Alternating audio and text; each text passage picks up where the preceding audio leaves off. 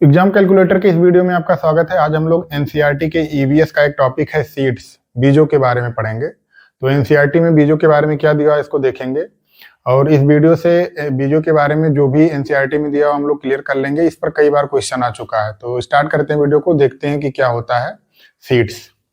तो सीड्स के लिए लिखा हुआ है यहाँ पे, प्राचीन बीजों को प्राचीन समय में सूखी लौकी में रखकर उस पर मिट्टी का लेप कर देते थे और नीम की पत्तियां उन्हें कीड़ों से बचाती थी।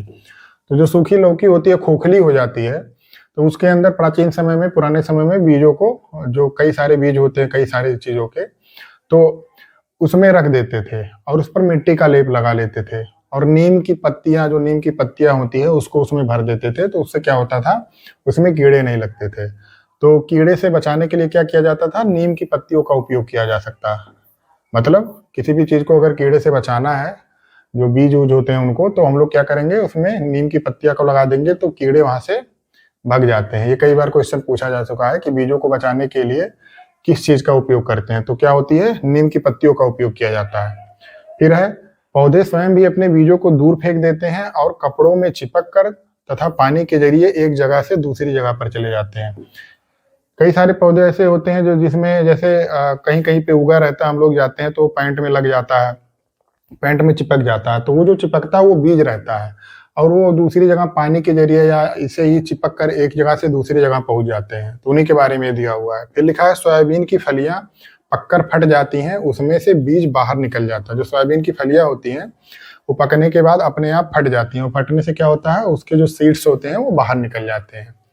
फिर है, काली मिर्च, सौंफ, गेहूं, ये सारे बीज होते हैं, ये सीड है, ये सब सीड्स हैं। मतलब ये फल नहीं है। काली मिर्च जो काला काला होता है, जो मसाले के काम आता है। फिर सौंफ है, ये भी एक मसाला है। गेहूं का आटा है जो हम लोग खाते पीते हैं। तो ये सब सारी चीज क्या होते हैं, ये सब बीज हैं, ये सब फल नहीं है। इन सब सारी चीजों के बारे में पूछा गया है। आगे देखते हैं बीज के बारे में क्या दिया हुआ है। फिर है, नाशपाती, भिंडी, करेला, खीरा, टमाटर, चीकू आदि में बीज होते हैं। इन सभी चीज हम लोग ये सब आसानी से जान सकते हैं कि करेला, खीरा, टमाटर, चीकू या नाशपाती, इन सभी सारे चीजों के अंदर जब काटते हैं इसको तो बीच में क्या निकलता है, बीज निकलता है, वो सीड निकलता है। मिट्टी में गोबर मिलाने से मिट्टी में कीड़े नहीं लगते हैं। ये भी एक चीज दिया हुआ है एनसीईआरटी में। ये पुराने समय में हमेशा किया जाता है।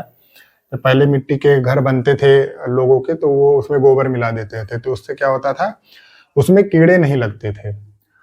कपड़े में बंधा हुआ बीज पानी में भिगोए गए बीज की तुलना में जल्दी से अंकुरित हो जाता है, क्योंकि कपड़े में बीजों को बीज जो है सांस लेने में सक्षम होते हैं। मतलब अगर हम लोग चना वना, जो अंकुरित चना होता है सुबह खाते हैं सब लोग, अब उसको पानी में रखने से बढ़िया उसको भीगे हुए कपड़े में बांध दिया जाए तो वो बहुत जल्दी से अंकुरित हो जाते हैं। क्यों?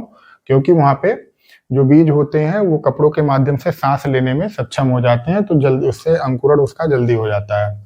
फिर दिया हुआ है, यदि बीज को कपड़े में बांध दिया जाए और उसमें आधे अंकुरित हो जाएं आधे नहीं, तो इसका कारण होता है बीज क्षतिग्रस्त थे या बीज बीच में से टूटे थे या बीज में कीड़े लग चुके थे। मतलब अगर ये इसमें इस लाइन से ये मतलब है, ये बताया गया है कि अगर हम लोग कपड़ों किसी चीज को अगर बीज में बांधते हैं, जैसे चना ही हुआ, तो अंकुरित करने के लिए, तो अगर उसमें से कुछ हो जाए, आधा हो जाए और आधा ना हो, तो उसका रीजन क्या होता है, आधा क्यों नहीं? उसका रीजन नहीं होता कि तो जो हम लोग बीज लिए थे, जो सीड लिए थे, या तो वो खराब थे, क्षतिग्रस्त थे, या तो उसमें से कुछ ऐसे थे जो टूटे फूटे थे, इसकी वजह से आधा नहीं हुआ है, या तो क्या था, उसमें पहले से कीड़े लग चुके थे। अगर ऐसा नहीं होगा तो सभी सारे जितने भी हम लोग कपड़े में बांधेंगे सभी के सभी अंकुरित हो जाएंगे। तो उसके बारे में थोड़ा सा और बीज के बारे में दिया हुआ है। यह है बीन पार्टी के बाजे, जो बाजे बनाए जाते थे, बीन, तुम्बा और खंजरी और ढोल। ढोल के अलावा बाकी तीनों बाजे सूखी लौकी से बनाए जाती हैं। ढोल को अगर छोड़ दिया जाए तो बाकी ये ढोल को छोड़ दिया जाए, बाकी तो खंजरी, तुम्बा, बीन, ये सब सारी चीजें जो खोखली लौकी होती है उससे बनाई जाती हैं। ये भी पूछा गया है। तो बीज के बारे में एनसीईआरटी में इतना ही था। इसको हम